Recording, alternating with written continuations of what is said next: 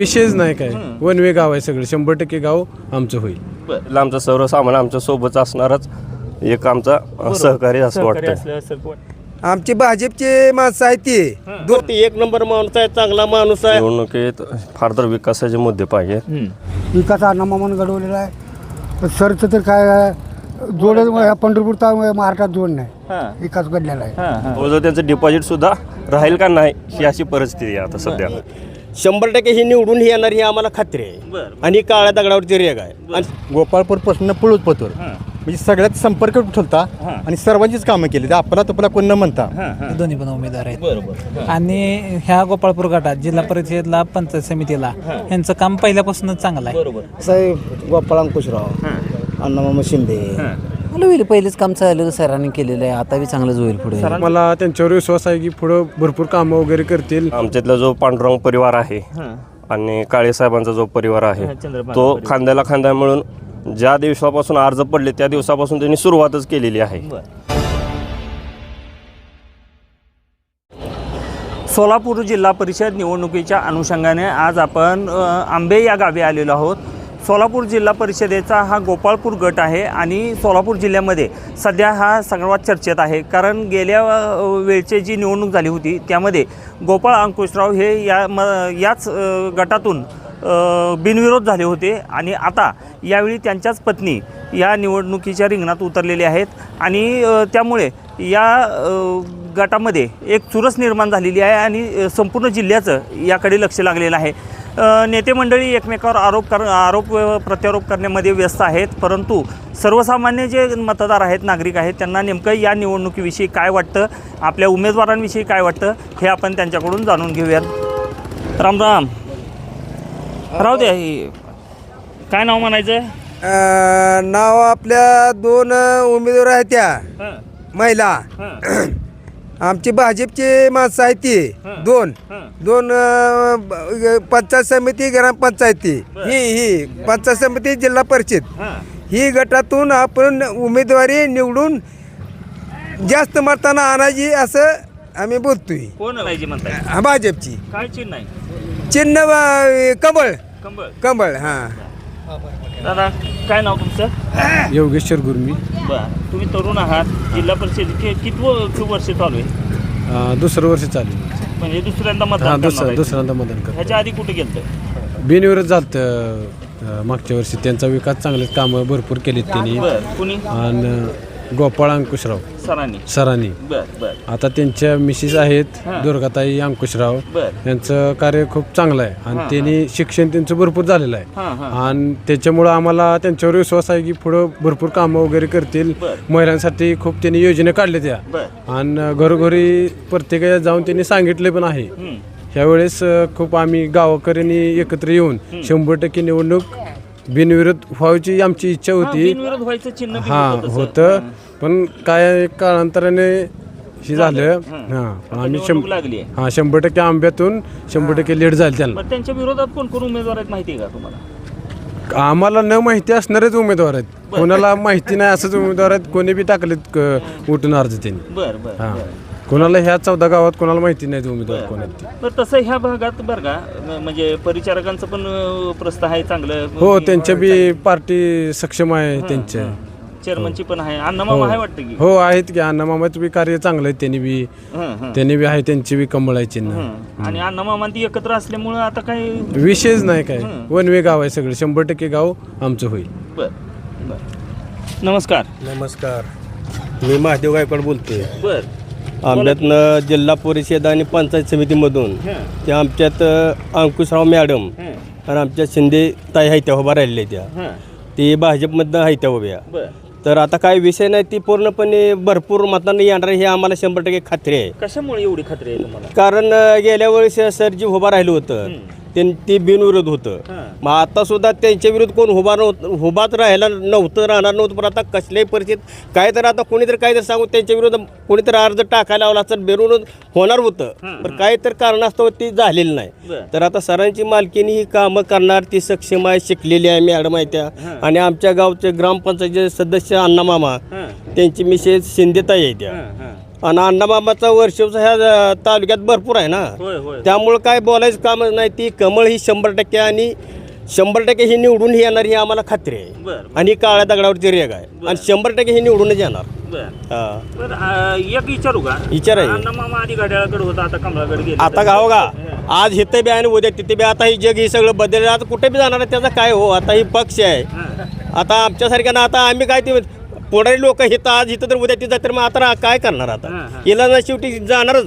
आणि गेले अहो गावचा माणूस आहे पर ती 1 नंबर माणूस आहे. चांगला माणूस आहे. अण्णा मामा 1 नंबर आहे. मॅडम चांगली आहे ते 1 नंबर आहे. त्या ही कामही 100% होणार. आपल्या गावचा विकास करायचा असं होणार आहे. सगळ्या ह्या जिल्हा परिषदमधला बी विकास होणार आणि पंचायत समितीचा बी विकास होणार. ह्या माणसाला दोन्ही आपण मोहर मोठ्या ह्याच्यात पाठवून आपण आपल्या गावचा विकास सगळी कामं करून आपल्याला घ्यायची. त्यामुळं आपण ह्या 2 उमेदवाराला पूर्णपणे भरघोस मतानं कमळ ही चिन्ह आपण निवडून देऊन त्यांना आपण त्यांचं योग्य ते आपण विषयाचा त्यांचा मोठेपणा करून घ्यायचा. ओके ओके ओके आणखी काही जण आहेत इकडं. राम राम. काय चाललंय बरं चाललंय बरं चाललंय. होय. बरं शेतीवाडी भरपूर आहे. हां काय काय आहे शेतात आहे मका आहे घास आहे हाय वैरण आहे ऊस आहे जित्र बघितली दुसरा आहे 20 25 30. दुधाचं जोरात आहे मग हां होय. बरं मला सांगा आता ही जी इलेक्शन लागलंय हा. कसं कसं होईल वाटतंय तुम्हाला. काय ना आम्ही ह्या गावातलं 1 नंबर जोर लागणार ना. कोण अण्णा मामा अजून आमचा मेजर आहे ते सर आहे सर हां हे, त्यांची मालकीनी आहे. बर आम्ही सक्षम पूर्ण देवा दर्लिका नाव घेऊन आम्ही गणनाथ करणार आहे माणसं. बर बर बर. बरं मला एक सांगा हां. अण्णा मामा आणि मॅडम हां हीच कशामुळं निवडायची आपण काय कारण आहे तसं. मला बी अभ्यास नसल्यामुळे मी खाली बसलो बरं. अभ्यास शाळा किती झाली. माझी शाळा 4थीची आलेली आहे. बर बर बर पण त्या काळात 4थी म्हणजे पण लय मोठं होती की. हो मग मग आता मी 10वीला मागं चालतो.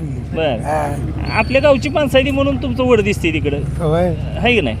पण साऱ्याच्या ह्याच्या भाजपच्या याला साऱ्याला निवडून आम्ही देणार आहे. हां हां हां भाजपचे. कुठे बी उद्या साऱ्याला सांगणार बाजूला मत टाक. बरं बरं जाऊ द्या हां. मला एक सांगा अण्णा मामाचं आणि सरांचं काम कसं आहे. 1 नंबर काम चालू आहे. हां मला गावाचा नेऊन मामानं मला साप चावला होता. हां एखादा अर्ध्या तासात सोलापूरला पोच केलं कुणी अण्णा मामानं. होय हा हां विकास अण्णा मामानं घडवलेला आहे. सरचं तर काय जोड पंढरपूर महाराष्ट्रात जोड नाही. हां विकास घडलेला आहे. हां हां हां दुसरं काय नाही. बरं चांगल्या मनानं आम्ही काम करणार आहे. हां या जनतेचं बी साऱ्या दुनियाचं या गोरगरिबाचं या गावातल्या हां. साऱ्या मित्राचं हां फक्त येऊन आपल्या कमळाला मत टाकायचं. हां हा. बरं तुम्ही एकटंच टाकणार का सगळ्यांना साऱ्याला सांगणार मी असं हां बर बर एवढं बसून भाषण संपवतो. जय हिंद जय महाराष्ट्र. लय मोठं भाषण झालं. दादा बोला. आता तुम्ही तरुण आहात कसं पाहता हे निवडणुकीकडून काय मुद्दे असायला पाहिजे निवडणुकीचे. ह्या निवडणुकीत फार तर विकासाचे मुद्दे पाहिजेत. आधी आमचे सर होते बिनविरोध झाले होते. त्यांनी भरपूर ह्या म्हणजे जिल्हा परिषद गटात भरपूर कामं केलेली आहेत. आणि अण्णा मामा तर काय जनतेतून आलेले उमेदवार आहेत. जनतेनेच त्यांना उभा केलेला आहे ह्या निवडणुकीसाठी. नेता वाटतच नाही. जनतेला आमचा सर्वसामान्य आमच्या सोबत असणारच एक आमचा सहकारी असं वाटतं. सगळ्यांशी आणि सगळ्यांच्या सुखदुःखात अण्णामामा ही पहिल्यांदा येतात. गावचा असू द्या किंवा परगावचा असू द्या. सरांचं पण भरपूर काम आहे. गेल्या पंचवार्षिकला त्यांनी भरपूर असं म्हणजे जिल्हा परिषद एकूण जवळजवळ 16-17 कोटी कामं केलेली आहे पूर्ण ह्याच्यात. बरं बरं आता एक आहे समोर म्हणजे यावेळेस पण मागच्या वेळी सर बिनविरोध झाले होते. यावेळेस पण ताईंना बिनविरोध करायचं चालले होते प्रयत्न आणि समोर उमेदवार पण तेवढे कोण नव्हते. अगदी बालकेसारख्या उमेदवारांना पण माघार घेतली होती.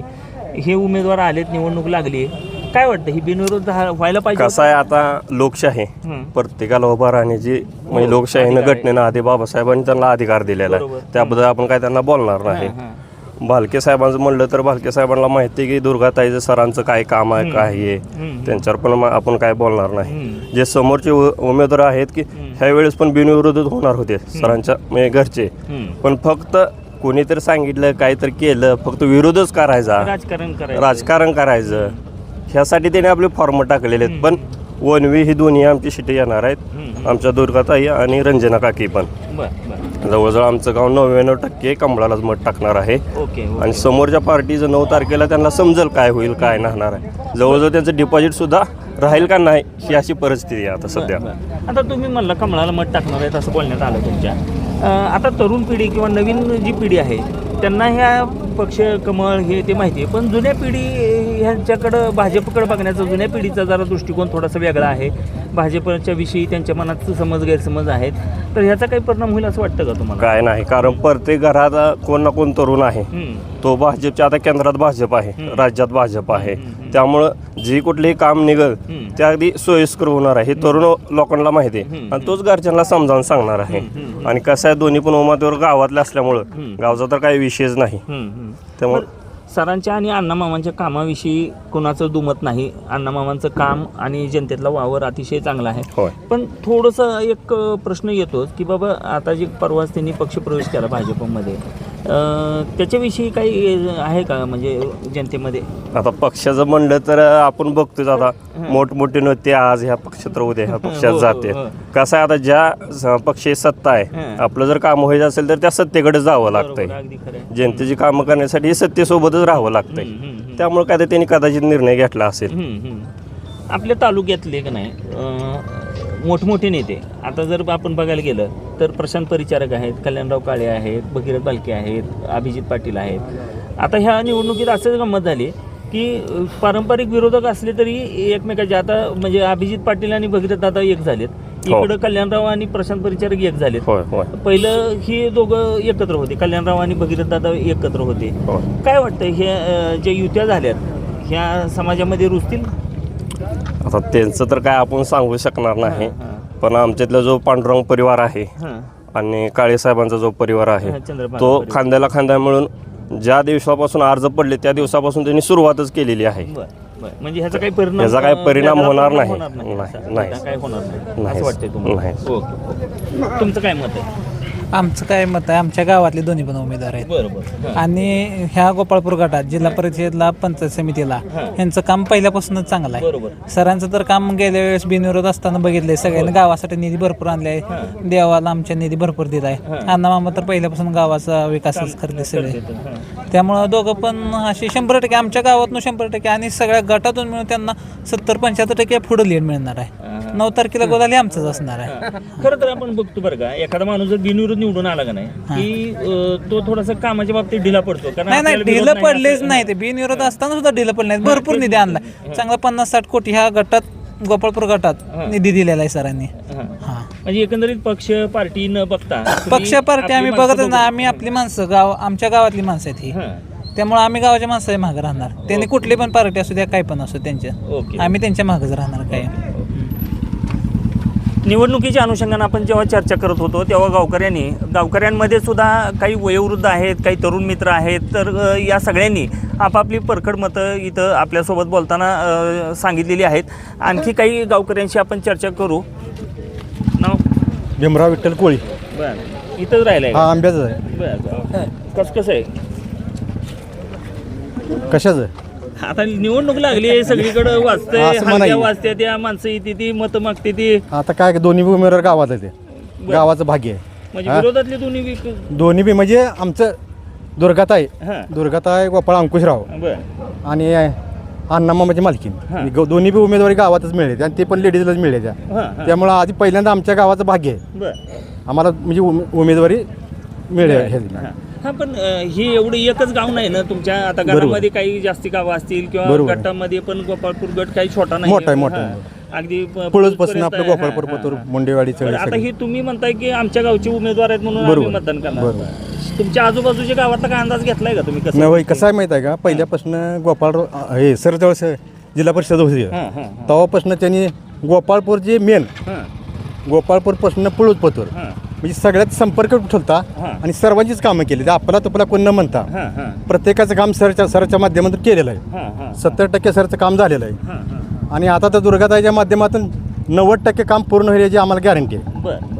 आणि ही तुमचे जे नेते मंडळी आता गावात कसं असतं, नेत्यावर पण राजकारण बरोबर प्रशांत मालक एकीकडे, कल्याणराव एकीकडे, ह्याचं कसं मेळ घालताय तुम्ही? नाही आता दोन्ही बी एक झालीच ना, त्यामुळं काय भगीरथ दादाचा काय प्रभाव नाही का इकडे? आणि कसं आहे माहिती आहे का, सराला असा विरोध कोणाचा नाही, दुर्गाताईला विरोध कोणाचा नाही. हां कारण दुर्गाताईचा जन्म म्हणजे पंढरपूरचा आहे. हां ती म्हणजे शिटीतनं हां शहरात शिकले द्या हां आणि त्यांचं म्हणजे हे आंबे हे आहे हां माहे गाव, काय हां त्यामुळे आता सिटीत त्यांना भरपूर अनुभव आलेला हां, आहे. आणि- शैक्षणिक अनुभव आहे किंवा बाकीचा सगळा अनुभव आलेला कामाचा आहे. अनुभव आहे. हां त्यामुळे सिटीचा फायदा, त्यांच्या अनुभवाचा फायदा आमच्या ग्रामीण भागाला गोपाळपूर गटाला होणार हां. याची आम्हाला पुरेपूर जाणीव आहे आणि गॅरंटी आहे.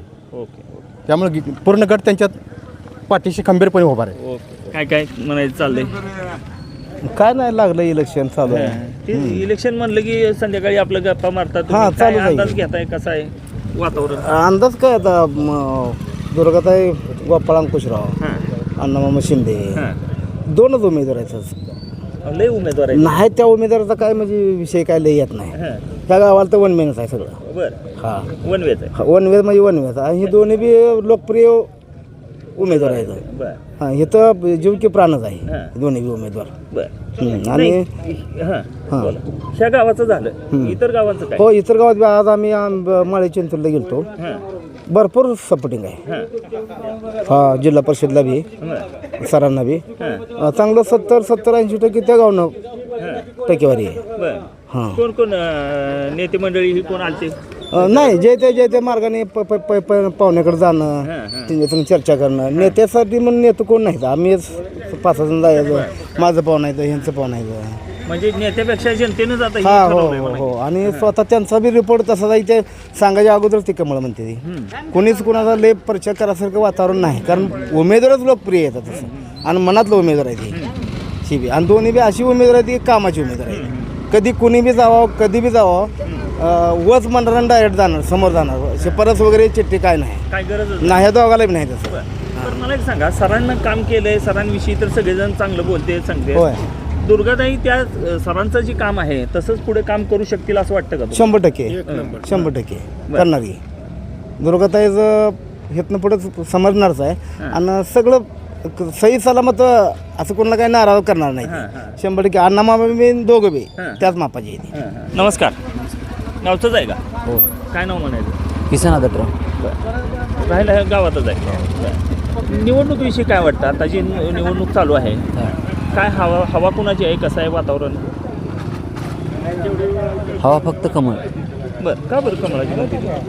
आम्ही त्यांचीच माणसं आहे. बरं कुणाची प्रशांत मालकाची का कसं? सरची माणसं आहे आम्ही.